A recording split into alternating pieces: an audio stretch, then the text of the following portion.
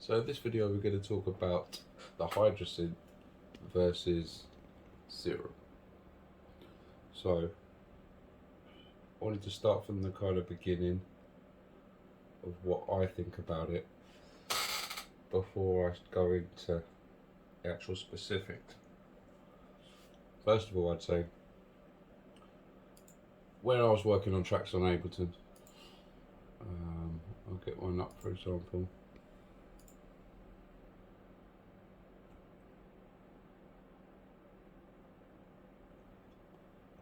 This one is a trance track,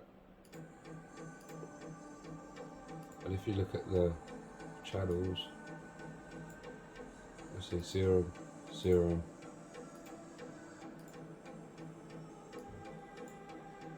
drums, Serum, drum rack, a lot of Serums. In this one, I've made the kick drum, I made the bass, I made the chords, I made the pad, everything in Serum. And I advise anyone who's doing music on the computer to pick one synth and learn it to death. I've been using it now for over 10 years.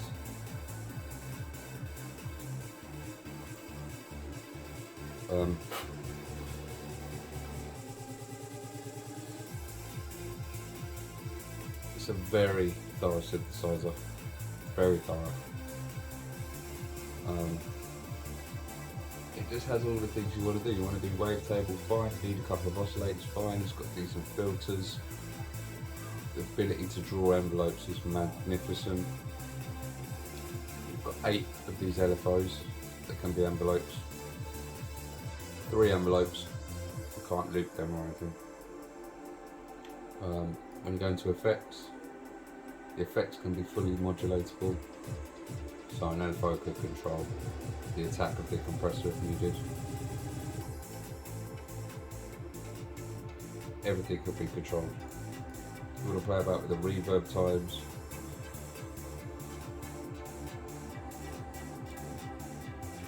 See that moving, and it can work unilateral or bipolar. Like that.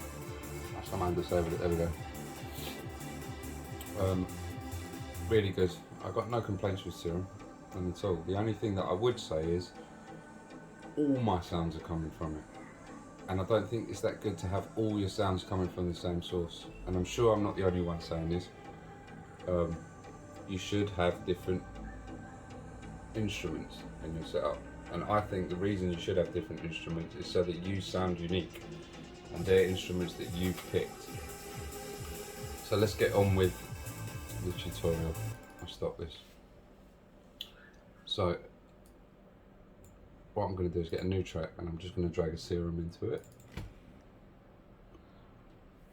and we're just going to have a look.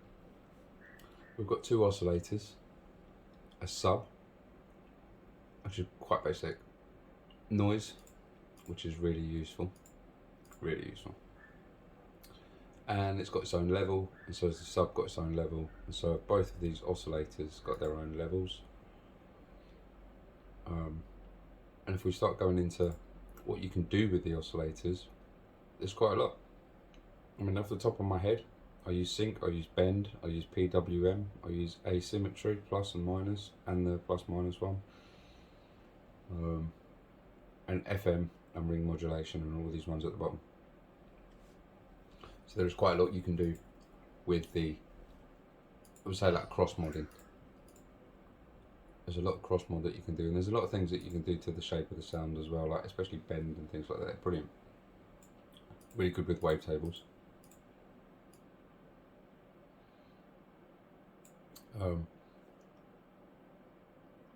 But when you've done that, where do you go from there? We've got one filter, one main filter, and we've got an effects filter. And the effects filter is great, no problem with it. But what I would say is there's no option to run this in parallel or series. It's static, it's going to come after this. These are post effects. So also in here you've got reverb and you've got delay. You've got the ability to morph wavetables, morph through the states at whatever rate. You can see it interpolates quite nicely, not this one.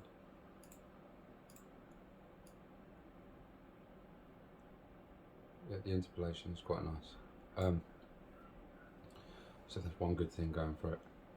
Another thing I like about Serum is the fact that you've got the ability to say, I want it to be a 3-voice synth. Now, I know most of the time that's not too relevant, but the way I think about it is if you had a 3-voice synth and you hit the 4th note, it would drop one.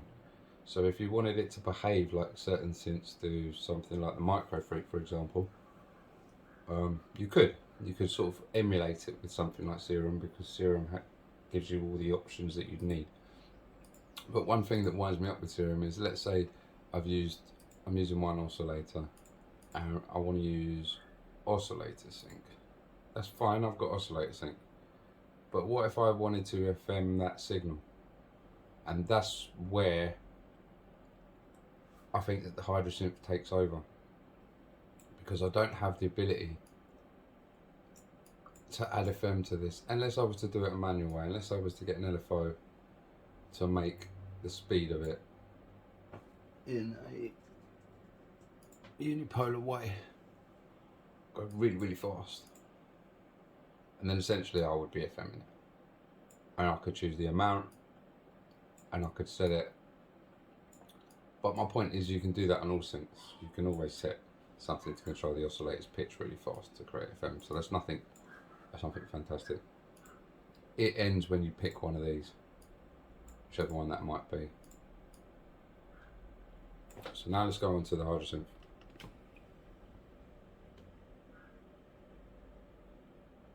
Okay, so with the Hydrosynth, let's start with the Lfos. I've got one set up here, so I'm this one. So you can draw your own shapes. Not quite on the same way with Serum, where I could curve that line and curve that line but leave that one straight. But you do have smooth. If I took smooth off, you see that it's very linear. Smooth gives you the curve you want. You can go to edit step and you can go down this. And one thing I do like about this is the amount of steps. Let's have 64 steps. Now again, this isn't as easy as Serum is,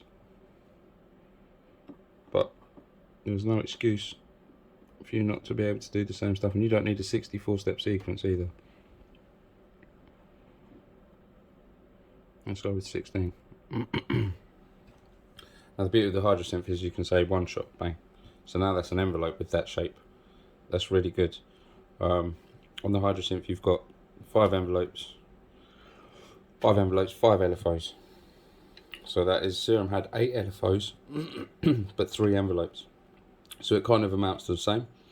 The only real difference you've got is, just like on Serum, envelope 2 on the Hydrosynth is tied to the amp, just like envelope 1 is tied to the amp on Serum. Where it gets more interesting on the Hydrosynth, I find, is when you start going into the mutants. Because let's say we picked FM, we've got 2 mutants, so we could have FM, we could mix that with oscillator sync, and we could turn down that so you wouldn't even hear it. We could turn up oscillator 2, we could put a mutant on it, so let's FM it, and let's make the source from the first oscillator's mutant 2. So now we're cross-modding the oscillators, and that's on top of doing the modifiers, or the mutants as they're called on here. So that lets you get just that little bit further than you otherwise would. The other thing I wanted to talk about was the mixer. You've got a mixer for your 3 oscillators. It's got 3 oscillators. You've got a mixer for all 3 of them. The first 2 do wave scanning. The third one is more of a static one, where you can just choose one of the waveforms and it stays there. But you've got ring, you've got noise. Now we go on to panning. On Serum, like, it has panning, no doubt. But on top of you being able to pan, you can then choose how much of each oscillator goes through the filter. So there's 2 filters and you can run them in serial or parallel. Series or parallel. And go back to the mixer. You can say, right, oscillator 1 50-50. Go through both. Oscillator 2, skip the first filter and go straight to the second filter. And as you can see, oscillator 3 is going straight to the first filter. So you can use the filters individually to either essentially treat each oscillator like it's its own synth. It'll run through its own path, can even run through its own filter, can have its own filter envelope or LFO. Really good, nothing to worry about. And the next thing I wanted to talk about was effects. So on Serum, if we go back to Serum for a second, we have hyperdimension, which is basically a stereo width. We have distortion, flanger, phaser, chorus, delay, compressor, reverb, EQ, and the filter I spoke about. Right, so on the Hydrosynth, we have chorus, flanger, rotary, phaser, lo-fi, tremolo, EQ, a compressor, distortion.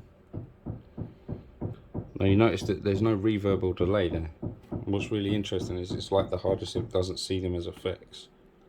So you have your pre-effects where, let's say for example, we chose a phaser. We could then say we wanted some delay on that and some reverb.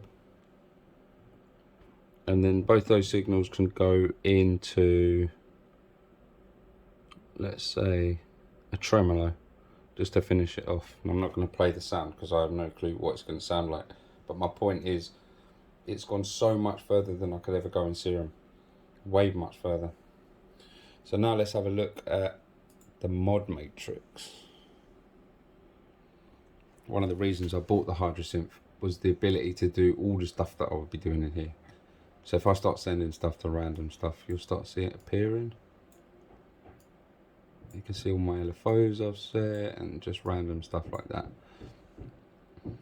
Now the ability to control an LFO with an envelope is very interesting. That's where it gets into cross modulation. So you've got one LFO doing something, another LFO modulating the rate of that, and then maybe something modulating the rate of that. And it goes round in a circle.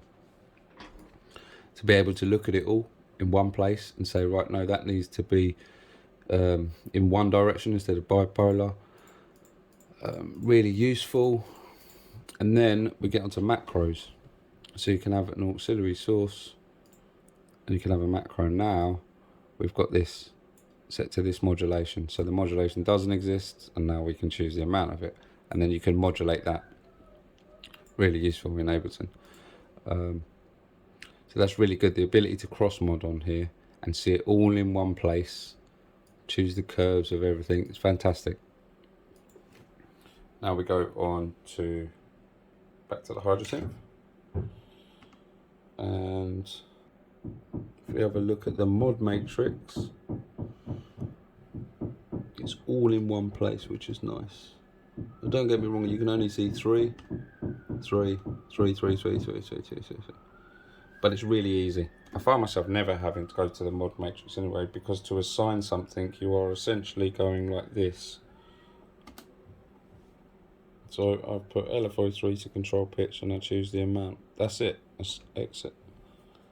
I've got some patches that go down a good few number of pages, maybe to like 21.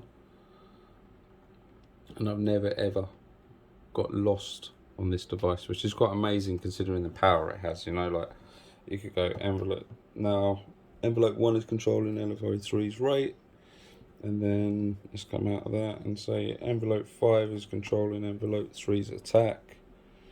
Let's come out of that. I've gone down a page so you can see it, but let's go envelope 1 to a pre-effects. Let's choose the parameter that we want, dry and wet. Let's have that. So you can go on all day. There's 32 slots there. I'm not sure what there is on Serum, if I'm honest. There seems to be a lot, probably more than 32. It looks like 64. Or maybe not.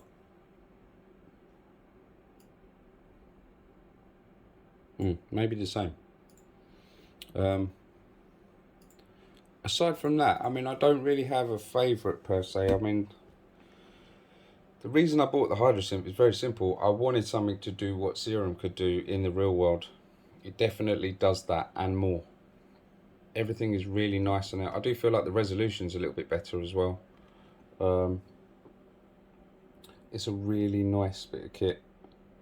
You know, like, I don't know how well the camera reflects it, but it's got a metal snowflake finish on it. Everything feels premium on it. Really good. I probably said it before, but this is definitely my replacement for Serum. That's it, guys. I really enjoyed doing this video, something that I've been wanting to do for a long time. It's just finding the time to do it. I hope some of you found this useful. Don't forget to like and subscribe, and hopefully I'll do more.